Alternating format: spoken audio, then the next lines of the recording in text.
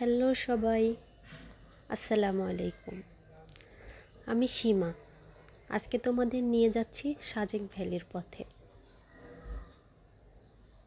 পাহাড়, মেঘ আর প্রকৃতির সৌন্দর্যে ভরা সাজেক সত্যি যে দেখেনি তার অনেক কিছুই দেখার বাকি। এটা একটা স্বপ্নের জায়গা। এই যে আমরা সবাই বসে যে ওয়েট করতেছি, কারণ এই জায়গাতেই সবাইকে ওয়েট করতে হয়। একসঙ্গে গাড়িগুলো 10টার দিকে রওনা দিবে তাই।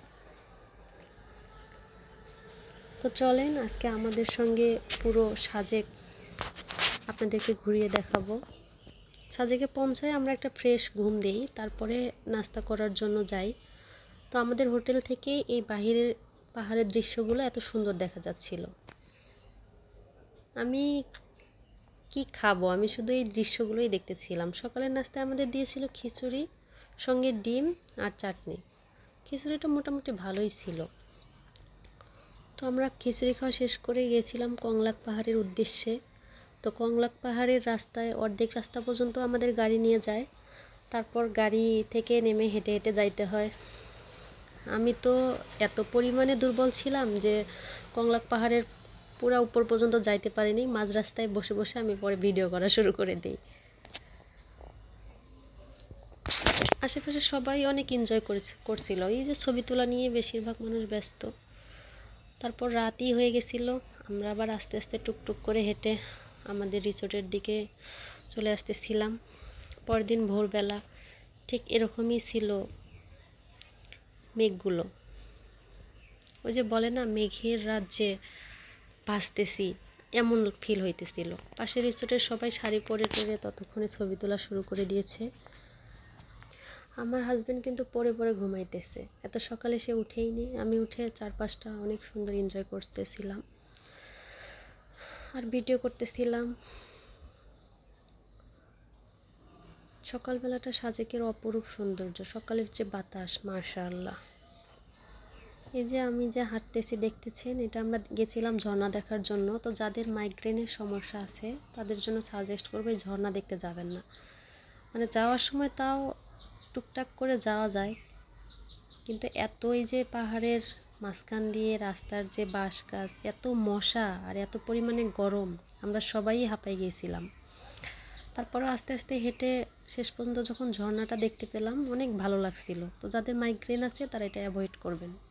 ফেরার পথে তো আর মন চাইছিল না উঠি। বাসে ভর দিয়ে দিয়ে আমরা সবাই অনেক কষ্টে সাকসেসফুলি উপরে উঠতে পেরেছি। যাক, আল্লাহর কাছে লাখো শুকরিয়া।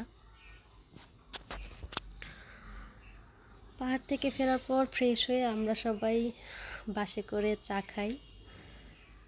চাটা অনেক মজার ছিল। তারপর দেখি সাজেকের সবাই রাতের খাবারের জন্য প্রস্তুতি নিতেছে। বাসে করে মুরগি তারা রান্না করে। তো এটা আমার কাছে মজা লাগেনি, কার কাছে কেমন লাগে বলতে পারি না। সন্ধ্যার দিকে আমরা হেলিপ্যাডে যাই, আর আমার হাজব্যান্ডের সঙ্গে 3টা কুকুর পাশাপাশি বসেছিল। আমি এটা নিয়ে অনেক মজা করি। তো হেলিপ্যাডের সৌন্দর্য তারপর উপভোগ করি। রাতে অনেক খাবারের দোকান বসে, অনেক রকমের খাবারগুলো আমরা খাই, এনজয় করি, আশেপাশে ঘুরে দেখি। তারপর আমরা লুসাই গ্রামে গেছিলাম। আমি তাদের ঐতিহ্যবাহী ড্রেসটা পরি, যেহেতু সবাই পরে, আমারও শখ ছিল, পরলাম। পরে আশেপাশে একটু এই দোলনায় দোল খেলাম, ভালো লাগছিল সব মিলে আসলে। পরে আস্তে আস্তে ফিরে আসলাম। সাজেকে আমরা মূলত 4 দিন ছিলাম। তো 4 দিন 3 রাত 4 দিন। তো 3 দিনেই আমরা অনেক মজা করেছি। আর রাতের বেলা এরকম যে সাজেকের ভিউ, এটা বলে বোঝানো যাবে না, সেটাও অনেক সুন্দর পরিবেশটা রাতের আর কি। রাতে আমরা এই মন্টানা রেস্টুরেন্টের সামনে যাই। তাদের ওইখানে খাবার দাবারের পাশাপাশি এরকম গানেরও আয়োজন হয়।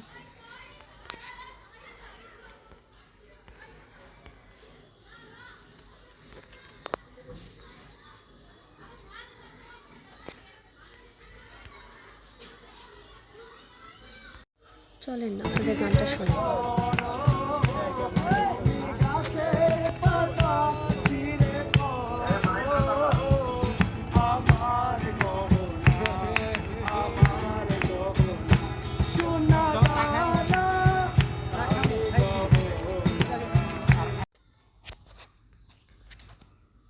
পরদিন সকালে আবার ঘুম থেকে উঠে সেই দৃশ্য মনোমুগ্ধকর। তারপর দিন অবশ্য আমি শাড়ি পরেছিলাম আর দোলনায় আস্তে আস্তে এরকম দোল খাচ্ছিলাম।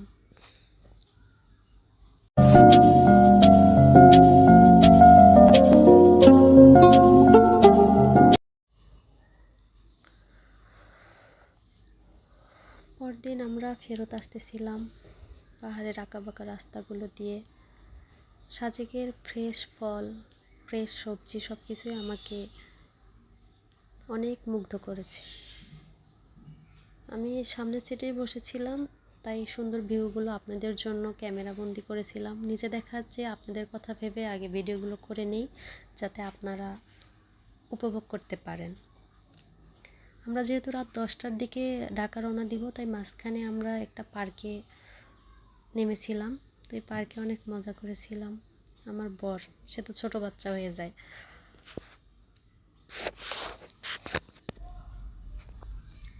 তার বাচ্চাগিরি আমার ভালোই লাগে। তারপর আমরা যারা যারা গিয়েছিলাম একসঙ্গে সবাই দুপুরের খাওয়া দাওয়াটা শেষ করলাম। খাবারগুলো অনেক মজার ছিল সত্যি সাজেকের। আর এই যাত্রাটা আমার জীবনের সবচেয়ে সুন্দর স্মৃতিগুলোর একটা। আর তোমাদের সঙ্গে শেয়ার করতে পেরে সত্যিই অনেক ভালো লাগতেছে আমার।